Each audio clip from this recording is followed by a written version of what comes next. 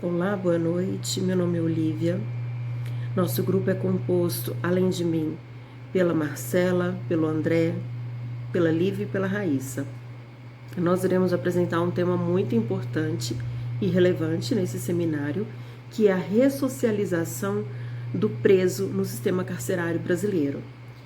Primeiro, o que é ressocialização?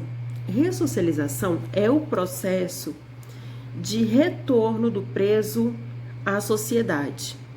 Muitas vezes não nos damos conta, mas somos impregnados de muito preconceito e não damos importância a esse processo o tanto que ele deveria ter, né? Então, em algum momento, esse preso ele vai retornar para a sociedade. Ele vai cumprir a pena e em algum momento ele vai retornar. Em quais circunstâncias ele vai retornar? Né? Qual que é a capacidade dele arrumar um emprego? Qual que é o nível de escolaridade desse ex-detento? Então, são essas questões que nós iremos abordar aqui no seminário, discutir, debater, né? Para que esse tema tão relevante, tão importante, fique mais claro para todos nós. Por fim, podemos perceber o quão desafiador é o processo de ressocialização desse preso no Brasil. Precisamos, inicialmente, nos despir de qualquer preconceito e entender que o crime cometido é um recorte da vida dessa pessoa e que em um dado momento, queira você queira ou não, ela vai retornar para a sociedade. E ela precisa de uma segunda chance para não reincidir. Não que isso justifique, não justifica. Nós não estamos aqui para debater o crime cometido, mas avaliar de forma pragmática que essa pessoa, em um dado momento, vai retornar sim para a sociedade. E ela conseguirá um emprego? Ela tem qualificação profissional para isso? Os dados nos mostram que apenas 20% dos ex-presidiários conseguem um emprego. Isso são dados do DEPEN de 2014. 20% apenas conseguem um emprego. Isso por diversos fatores, porque ele já carrega o estigma de ex-presidiário, porque realmente ele não tem capacitação nenhuma profissional. Muitas vezes porque ele não tem o nível de escolaridade o suficiente para aquela vaga. Outra informação muito relevante, que 75% dos presidiários têm apenas o ensino médio, na sua grande maioria negros. Então essas pessoas ficam realmente à margem da sociedade. E nós, como operadores do direito, precisamos discernir, né? Ter mais conhecimento de que a pena ela não tem a única finalidade de punir. A nossa pena no Brasil, ela tem uma finalidade mista, né? Que além de punir, ela tem a função de ressocializar. Nós temos a terceira maior população carcerária do mundo. Olha o quanto de pessoas que todos os anos, todos os dias não retornam para a sociedade. E como elas estão retornando para a sociedade? Pior ou melhor de quando entraram no cárcere? Precisamos refletir a respeito. Obrigada a todos pela atenção. Boa noite, eu vou falar um pouquinho sobre o sistema carcerário brasileiro. Entre 100 mil pessoas no mundo, 144 delas estão no sistema carcerário. Aqui no Brasil, por conta do superlotamento, a gente percebe que esse número é um número triplicado. Os dois crimes que são mais cometidos aqui no Brasil é o crime contra o patrimônio e também o crime de drogas.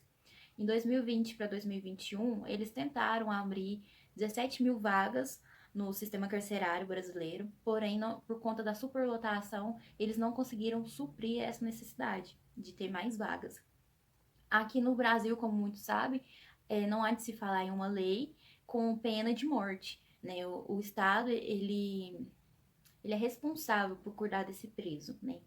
E a ministra do STF, Carmen Lúcia, em 2016, ela comparou o valor do preso com um aluno do ensino médio.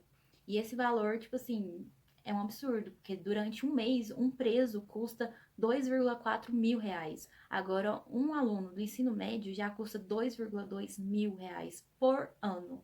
Então, esse número é muito alto, mesmo que no sistema carcerário seja, pela qualidade de vida lá dentro, seja baixa. Boa noite, pessoal. Meu nome é Raíssa e eu vou estar dando continuidade ao que Marcela estava falando. Vou falar um pouquinho sobre o sistema de execução penal brasileiro. Pois bem, quando a gente pensa em execução penal, a gente tem que dar um significado à palavra, né? Execução penal é um procedimento destinado à aplicação da pena ou da medida de segurança que foi fixado por sentença. Então, na execução, a sentença ela poderá ser pena privativa de liberdade, restritiva de direitos ou até então a multa. Diante disso, a gente tem a Lei de Execução Penal, que é a Lei 7.210, de 11 de julho de 1984. Apesar dela ser uma grande conquista para a nossa legislação brasileira, infelizmente ela não consegue ter um bom resultado em sua aplicação na prática, porque a gente sabe que os presídios no Brasil estão superlotados, os presos não têm os seus direitos básicos, não têm os seus deveres garantidos e são tratados com muito descaso. A gente sabe, né, como que funciona. E isso faz com que os presídios se tornem uma escola do crime, ou seja, o Poder Executivo não cumpre o seu papel e o sistema não oferece ao preso uma oferta de estudo, de emprego, entre outras coisas. Então, automaticamente, ele vai continuar fazendo o que ele já fazia antes, só que ali encarcerado. Então, pois bem, dando continuidade, a gente vai falar um pouquinho sobre a natureza jurídica da execução penal. Existe uma parcela de doutrinadores do nosso ordenamento jurídico que diz que a execução penal é de natureza mista, complexa, outros dizem que é administrativa e outros até jurisdicional. E qual seria o objetivo da execução penal?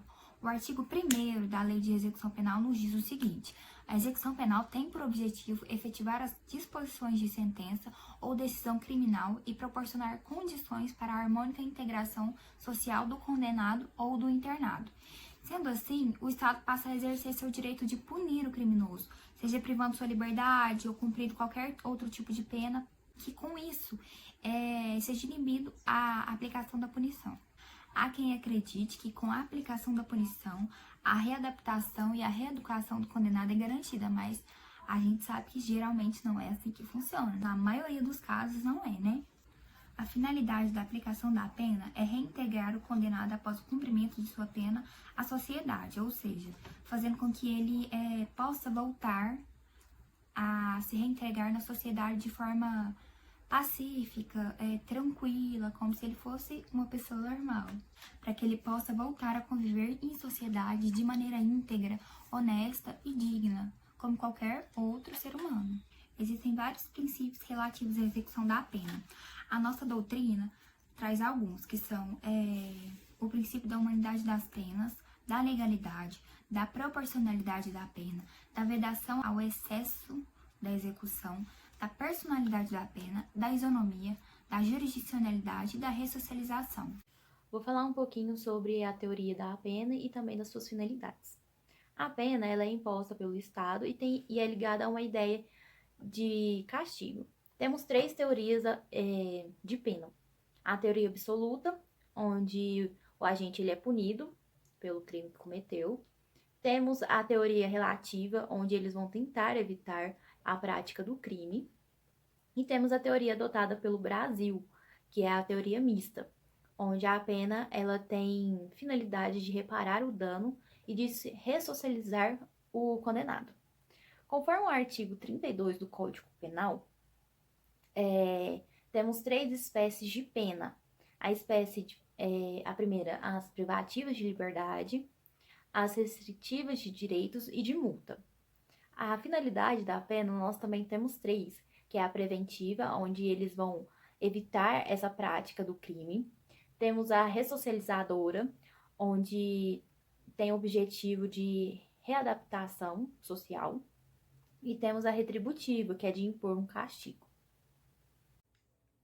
Boa noite a todos, meu nome é André Rezende e eu vou falar da finalidade da pena restritiva de liberdade, da ressocialização do condenado e da reinserção social. A pena é uma sanção aplicada pelo Estado ao indivíduo que cometeu algum delito e tem por finalidade punir, fazendo com que a pessoa pague pelo que fez, pela sua conduta ilícita, de forma retributiva, a fim de evitar que novos crimes sejam cometidos na sociedade, gerando prevenção por meio da intimidação.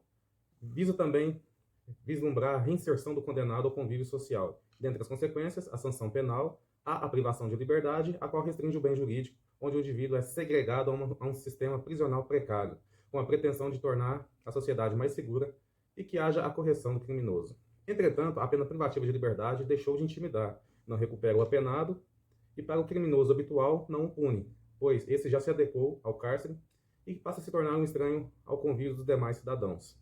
E para aquele indivíduo que passou muito tempo preso. Além disso, gera um efeito rebote, pois ao invés de recuperá-lo, o destrói e não impede que pratique novos delitos, utilizando a tecnologia que comanda o crime fora das muralhas das prisões. O sistema carcerário brasileiro enfrenta diversos problemas, como superlotação, alto custo para o Estado, facções criminosas que comandam o crime dentro das prisões. Somando-se a este problema evidente, percebe-se uma má aplicação da lei por ter como principal objetivo punir, e não é levada em consideração a intervenção mínima. Por consequência, não leva-se em consideração a aplicação de penas restritivas de direito e multa. Então, ao tratarmos do cumprimento da pena restritiva de liberdade, há 3 tipos de regime, os quais são o regime fechado, que é o mais rigoroso, o regime semiaberto, que é o mediano, e, por fim, o regime aberto, que é o mais brando, cada um com as suas próprias peculiaridades. O estabelecimento prisional, de acordo com a sua natureza, deverá ter áreas destinadas ao trabalho, educação, recreação, ambulatório. Os destinados às mulheres deverão contar com berçário. No sistema carcerário brasileiro, há estabelecimentos prisionais distintos, sendo eles penitenciária, colônia agrícola, industrial ou similar, a casa do albergado, centro de observação, hospital de custódia, atendimento e psiquiátrico e cadeia pública. Falando agora sobre a ressocialização do condenado. A ressocialização consiste em oferecer caminhos ao retorno da convivência social por meio do trabalho e educação, sendo os principais pilares para que realmente ocorra. Os obstáculos enfrentados após a liberdade são muitos, como entrar no mercado de trabalho, pois além do estigma de ser ex-presidiário, a maior parte deles não tem o ensino fundamental completo e experiência profissional, dificultando a sua empregabilidade. E esses fatores dificultam a volta do detento ao convívio social, contribuindo diretamente para a possibilidade de reincidência na prática de crimes.